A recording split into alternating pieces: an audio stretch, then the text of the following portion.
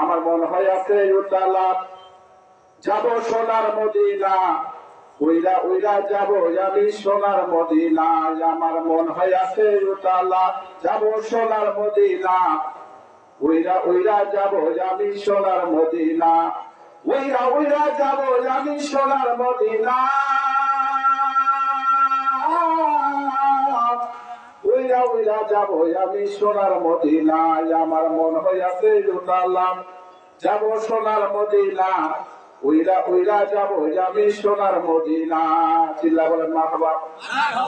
এ ভাইজান, ও আমার প্রচার অঞ্চলের মায়েরা খেলের কাল্লা শোনো, আল্লাহ পাক রব্বুল আলামিন এমনি এমনি এই দুনিয়া সৃষ্টি করেন নাই।